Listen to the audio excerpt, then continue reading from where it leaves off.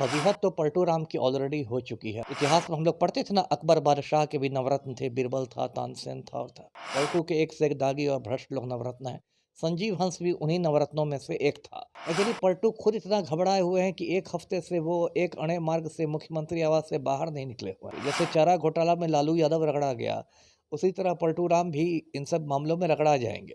यदि 15 अगस्त को गांधी मैदान में कोई दूसरा मुख्यमंत्री झंडा फहराए तो ज्यादा चौंकने की आवश्यकता नहीं है। नीतीश कुमार के दुलरुआ आईएएस रहे संजीव हंस की परेशानी लगातार बढ़ते जा रही है। पिछले दिनों ईडी के द्वारा लगातार संजीव हंस के कार्यालय आवास पर छापेमारी की गई थी। और वहीं दूसरे मामले की बात कर ली जाए तो विगत कुछ साल पहले संजीव हंस पे गैंगरेप का जो आरोप लगा था, इस पूरे प्रकरण में पटना पुलिस ने अपनी जांच में भी सत्यता पाई है। कल ईडी कार्यालय जो पीड़िता गायत्री यादव भी पहुंची थी और गायत्री यादव ने मीडिया से बात करते हुए सीधे तौर पे कहा था कि जो भी सच्चाई रहेगी, जब जब ईडी बुलाएगी तब तब मैं हाजिर होंगी। तो आप समझिए कि राज्य सरकार के तरफ से जो संजीव हंस को उसके पद से हटा दिया गया, अब जांच की आंच जो है वो संजीव हंस के बेटे तक पहुंच चुकी है। इन तमाम मुद्दों पे बात करने के लिए हमारे साथ पूर्व आईपीएस अमिताभ दास जी हैं, उनसे बात करेंगे और समझने की कोशिश करेंगे कि आखिर इतने दो बड़े आरोप और जो बिहार के मुख्यमंत्री नीतीश कुमार जो कानून के राज का हवाला देते हैं, कहीं किसी को फंसाते नहीं, ना हम किसी को बचाते हैं, ये तमाम बोल बिहार के मुख्यमंत्री नीतीश कुमार के, आखिर क्या कारण रहा कि संजीव हंस को हटाने में इतनी देर हो गई? सर, जिस प्रकार से संजीव हंस का जो मामला है, गैंगरेप का आरोप, ईडी के तरफ से जो लगातार रेड किया गया, अवैध संपत्ति का जो मामला है, अब आखिर में जाके संजीव हंस को राज्य सरकार ने, नीतीश सरकार ने हटाने का काम किया, क्योंकि वो जान रही थी कि अगर हम नहीं हटाएंगे तो कहीं ना कहीं हमारी फजियत होगी। तो अब आगे की जांच किस प्रकार से बढ़ेगी? और ये कहा जा रहा है कि वो दिन दूर नहीं, संजीव हंस हवालात तक पहुंचेंगे और ईडी के शिकंजे से अब वो बच नहीं सकते। देखिए, फजीहत तो पलटू राम की ऑलरेडी हो चुकी है, अब क्या होनी बाकी रह गई है। देखिए, मैं दर्शकों को बता दूं कि जो मुख्यमंत्री है हमारे पलटू राम, इनके 9 नवरत्न हैं, जो एक से एक भ्रष्ट आईएएस और आईपीएस पदाधिकारी हैं। लो हैं। हाँ, कुल 9 हैं। इनको नवरत्न कहते हैं। जैसे इतिहास में हम लोग पढ़ते थे ना, अकबर बादशाह के भी नवरत्न थे, बीरबल था, तानसेन था और था। पलटू के भी नवरत्न है। फ़र्क यह है कि अकबर बादशाह के तो बहुत महान लोग थे नवरत्न। पलटू के एक से एक दागी और भ्रष्ट लोग नवरत्न हैं। संजीव हंस भी उन्हीं नवरत्नों में से एक था और ये 97 बैच का आईएएस अधिकारी है और इस समय ये 2-3 दिन पहले तक ऊर्जा विभाग का प्रधान सचिव था। इसके पहले ये बिहार पुल निर्माण निगम का भी प्रबंध निदेशक रह चुका है।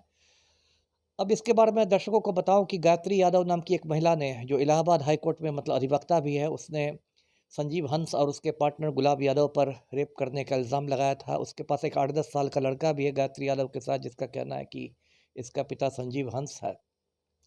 लेकिन चूंकि संजीव हंस पलटू के नवरत्न में से है, तो इसलिए कोई भी पुलिस स्टेशन वो केस कर नहीं रहा था, एफआईआर कर नहीं रहा था।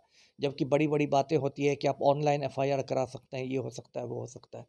बाद में पटना हाईकोर्ट ने जब फटकार लगाई, तब जाके रूपसपुर थाना में कांड संख्या 18/2023 दर्ज किया गया। उसमें संजीव हंस और गुलाब यादव दोनों को नामजद किया गया।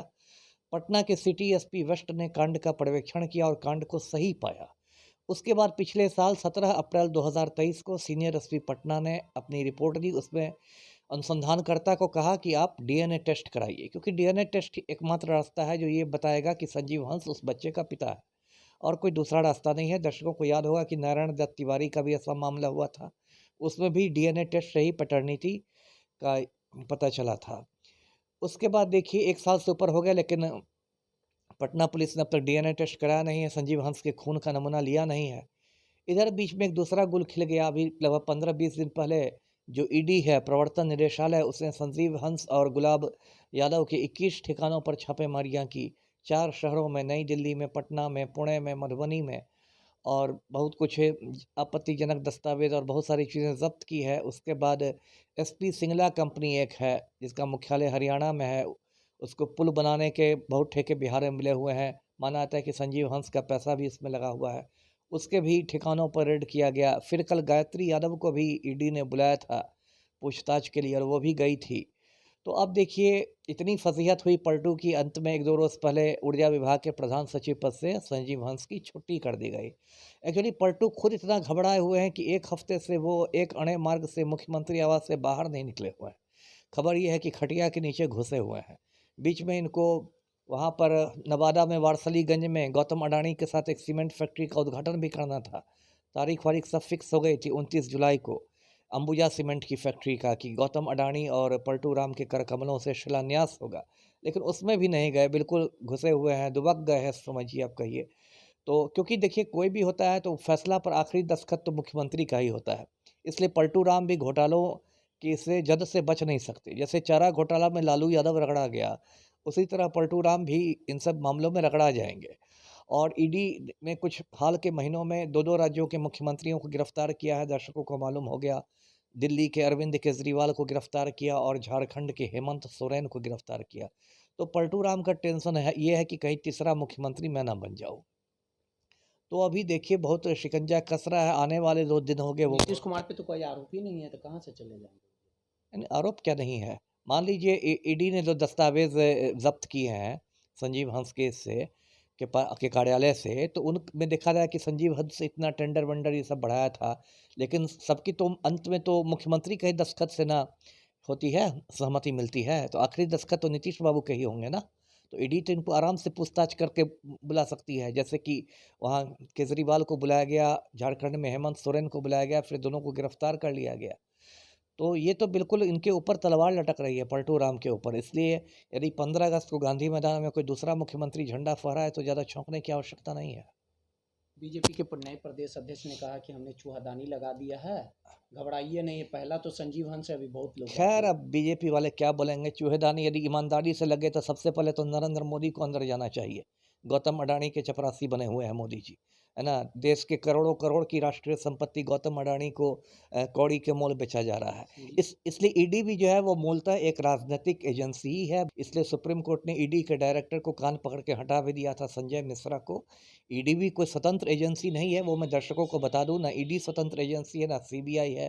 तो इसलिए यदि भ्रष्टाचार को देखना होता तब तो मोदी को जेल जाना चाहिए था। अडानी और मोदी ने मिलकर देश में बहुत लूटमार की है। काफी बेचैन परेशान है सर, जा सकते हैं क्या? एकदम। बेटे से भी जांच हो सकती है क्या बेटे से? हाँ, बेटे से भी अच्छा, पूछताछ बेटा भी बड़ा हो गया हो ही गया होगा 97 बैच। हाँ, तो बेचैनी नहीं होगी। आप लूटते समय बहुत आराम से लूट, एकदम प्रेम से जा सकते हैं, क्यों नहीं। देश के कानून से ऊपर है संजीव हंस। देखिए इनका नाम ही हंस है, चाल इनके कौवा की है ना। इनको तो बहुत पहले जेल में जाना चाहिए था। जो पटना के सीनियर एसपी ने जो रिपोर्ट दी है, मुझे जानकारी, उसमें कहा गया है कि संजीव हंस ने चंडीगढ़ के पास 95 करोड़ का रिजॉर्ट खरीदा है। और जो स्मार्ट मीटर बनाने वाली कंपनी है उससे एक मर्सिडीज़ कार, जो बहुत महंगी कार होती है, मर्सिडीज़ कार घूस में लिया है। तो अब बेचैन होने से क्या होता है, जब लूट रहे थे दोनों हाथ से तब बेचैनी नहीं थी। चलिए, सीधे तौर पे पूर्व आईपीएस अमिताभ दास जी थे। एक लंबा अनुभव रहा है पुलिसिंग का, कई जिलों के कप्तान भी रहे हैं, और सीधे तौर पे इनका मानना है कि जिस प्रकार से संजीव हंस ने अवैध संपत्ति अपने पद पे रहते बनाई है, वो दिन दूर नहीं, ईडी के शिकंजे में आ चुके हैं और जल्द ही हवालात तक भी पहुंच जाएंगे। पटना से दर्श न्यूज के लिए रोहित कुमार की रिपोर्ट।